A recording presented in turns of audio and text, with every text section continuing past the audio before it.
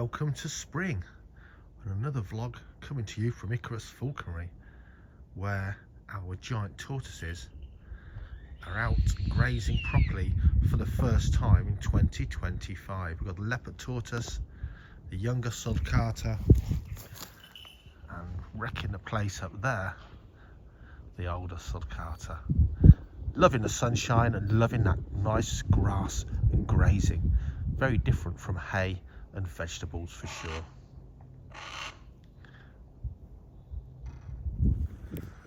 It's just the beginning of March. It's actually hot. Not hot, but it's, you know, there's heat from the sun. My bees in the beehive, wild bees are out. Could be enough to bring out behind this glass some of these outdoor enclosure animals. So in here, captive bred sand lizards. Oh my God, look. Sand lizard babies from last year has survived the winter. Wow. I think there should be 3 in there.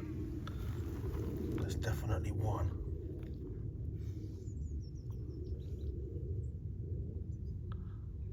Try not to get too near. Oh, there's 2. Now they was hanging around that end of that log in the autumn, so rather than the 2-foot deep hibernaculum, I think those guys have actually gone in, you know, under that log. I don't think they've travelled 4 feet out from the hibernaculum to just sunbathe there. There's no need to. I think they've been under there. Look at those beauties, captive bred European sand lizards. The British version is one of our rarer reptiles, although thanks to introductions they're not doing too badly at all. And as far as I've been told, all reintroduction release programs of sand lizards and the breeding, captive breeding for release has ended. Suitable sites have got sand lizards and they're doing okay. Well, the beehive's kind of, I guess, been thriving on neglect really for the winter. We've been checking them. They've got supplementary food and their own food. We haven't took any honey off this hive. It was a young colony about a year ago, so those guys are doing well. I was a bit worried. There was a little pile of dead bees, but just a bit of housekeeping. Obviously there's no new bees in the winter, no newbies, so bees die of old age, and of course they're cleared out by the cleaners, dropped outside, and of course there's no new bees, I guess. Just a dormant, not dormant, they don't sleep, they don't hibernate, they're active and they keep warm in there. And they'll come out on a sunny day, but now of course the sun's out, there are flowers, and the honeybees are getting active. Are they important? They're only important for our crops, probably important for some pollination, but a lot of hives, listen, let's be honest, a lot of hives and a lot of bees are filching all that wild nectar from an often depleted countryside of nectar, and they're probably, to be honest, taken away from wild pollinators. And when we say we need the bees, we need bees, wasps, flies, moths, butterflies, flies. There's a myriad of species of pollinators out there. It's just that we've pretty much, I think the statistics are, in Britain, we've lost about 40% by numbers, not species, by numbers of our insect life in Britain.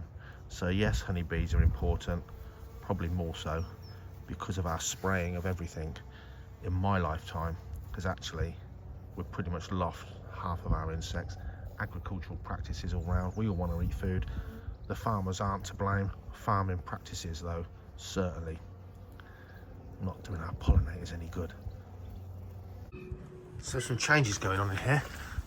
The 2 young male ferrets, the Hobbs, the male ferret, Jill's being the females, they grew up with our female pure European polecat, or our mostly pure European polecat. And they've thrived together and they've loved each other's company, as ferrets do. Polecats, more of a loner. However, it's the breeding season nearly now for ferrets and polecats. These boys are entire. and that means we'll end up with baby polecat ferrets. I've got no interest in breeding ferrets or polecats, certainly hybrids, because at the end of the day there's more than enough available from people that breed them and want to breed them, whereas we don't. So these are on display, but I liked having them with the polecat so we could talk to people about the difference of the domesticated ferret from the European polecat. Anyway, we've split them up. I don't like having them castrated. We had the male hob castrated, and sure enough, it took all his masculinity away. He lost loads of condition and he died young from really low condition. You're taking all those hormones away, testosterone and so on. He was sent to be vasectomized, and the vets obviously didn't know the difference, which is quite a difference. I've been vasectomized, don't really want to be castrated, that's for sure. So they were a great sort of, here's a polecat, here's a ferret kind of comparison, but now I think we're going to keep them separate as long as they don't get out of this enclosure. And what we'll do, we will have some nice signage about how the ferret came to be, how it came to Britain, what its job is within falconry.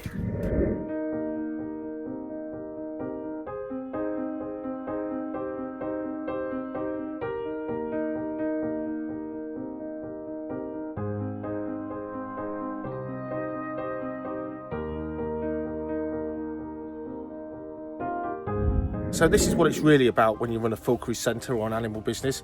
Kieran here, he's got half a day off. He's turned up to do some project work to do with Roxy the fox, and I'm clearing out a block drain due to a really sedimented up 100-year-old soakaway.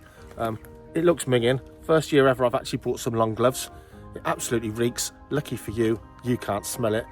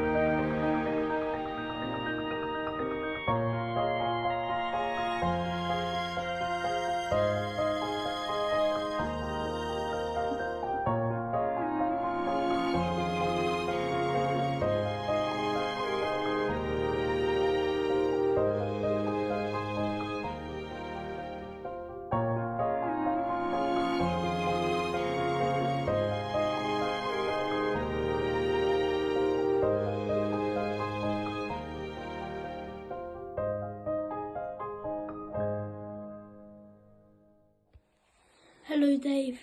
This is the snake that you gave me. He's massive. He's getting bigger now. Oh, he's looking at it. Right, tell Dave about his new enclosure. He's in a 3-foot enclosure now, and he's gonna be probably about 2 feet. Yeah, he's getting big and chunkier. He used to be like a strawberry lace, didn't he? Yeah. Now he's getting chunky. I think he did his 5th shed a couple of weeks ago. He's looking lovely, isn't he? Right, is he going to explore now his new house?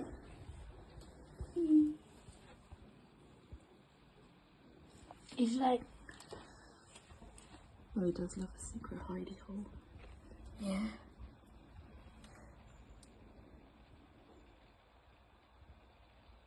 I bet he's going to poke his head out. He'll poke his head out, yeah. Yeah, that's looking great. Did a great job. Well done. Yeah. Now Stan's finished the falconry season. He's going to be free lofted in his aviary at the falconry centre, so he can chill out. People can come and see him, I guess. Have all his equipment removed. Sometimes with golden eagles you get a bit of feather wear off their anklets because they have feathered legs like the true eagles do. So they'll remove, and he molts out. He'll have a nice new set of feathers all over. But yeah, good season. behind him. So Science Week at school is, without a doubt, my busiest full-on week. Kicking off with a regular school, a big, lovely school, and we're all set up to meet every single pupil at the school in a year-by-year basis. Here's my remit of what we're going to get through in those different classes and some of the subjects we're going to touch on in their science sort of basis for Science Week. Lots to get through. 3:30 a.m. alarm clock, 220-mile round trip, and all of those lessons in the day. Wow, was I ready for bed that evening.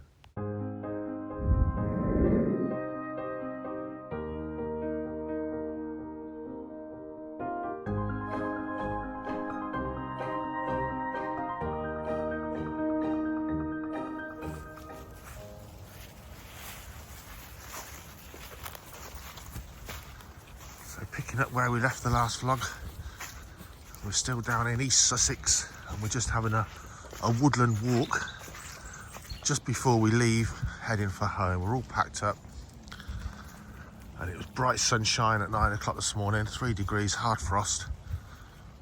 We thought we'll go to a local wood on the way home, a local to the area.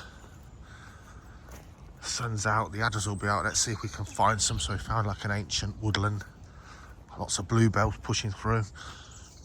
Looks great, except when we got here you couldn't even see the car in front. The fog was so thick and the temperature dropped to 1 degree. So there'll be no reptiles out while we're here, but I'm sure there will be later today because it's glorious sunshine on a Monday morning. That's the forecast. But we're heading home. Look at Jackie.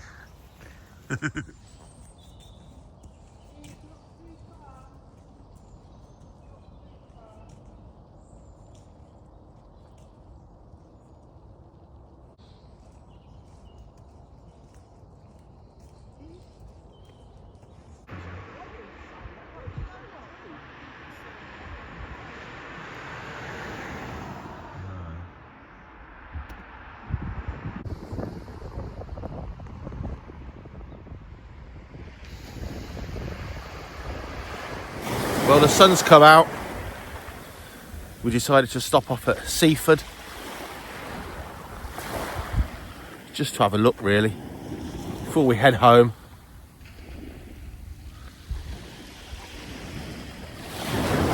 When it's like this kind of peace, it's so quiet down here, just that peaceful sound of the wave, no wind. It's really hard to think about going back to your routines and work. It really, really is. That's my kind of beach.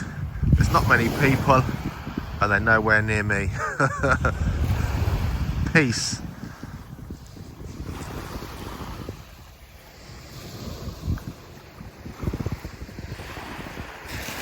What a glorious day for the 2nd of March.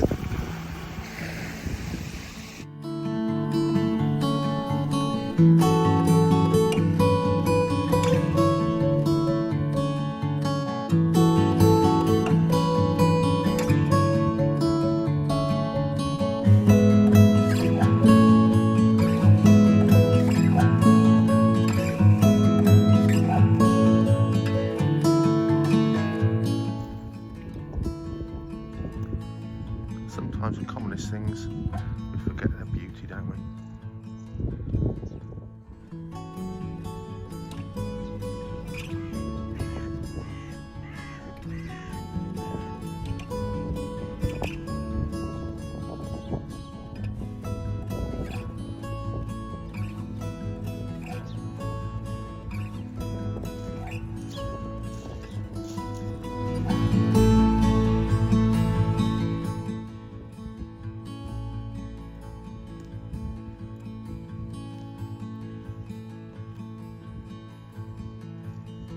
Well, it's about there that England runs out.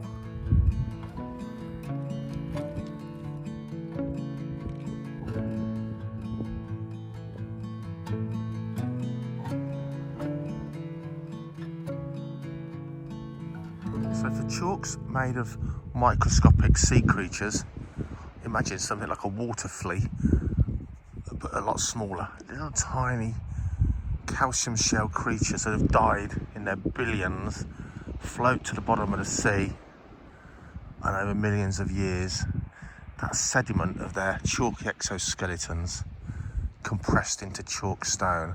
Think how microscopic they are. There's many feet between each layer of flint rock. So what went on? Thousands of years of calm seas and sediments. Something happened. Oh, the blowing wind again. Where you got those lines of flint rock, and then at the top, big changes indeed. Very different. Millions of years of Earth's history in a rock face.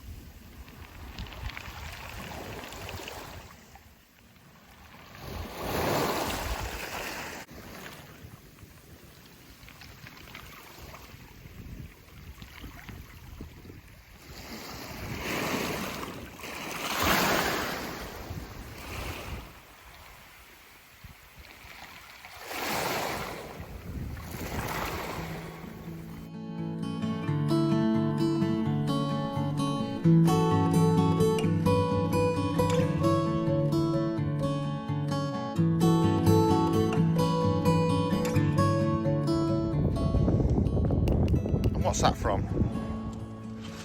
And who laid those eggs?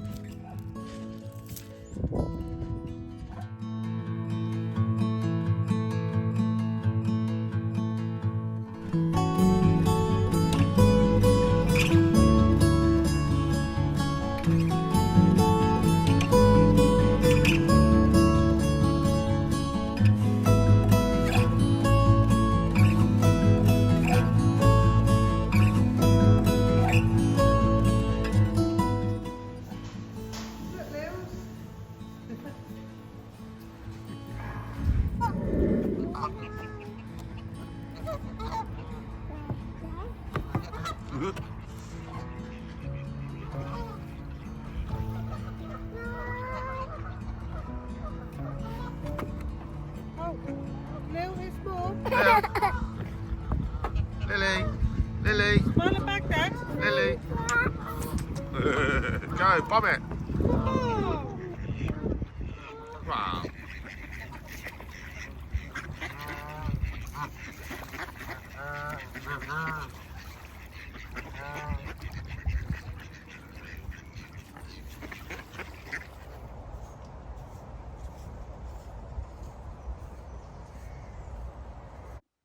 One thing I have achieved is the bathroom, apart from cleaning up the smudges on the window frame, is finished. Now for the really big job in the house, which is the kitchen. But one more room in our renovations, tick.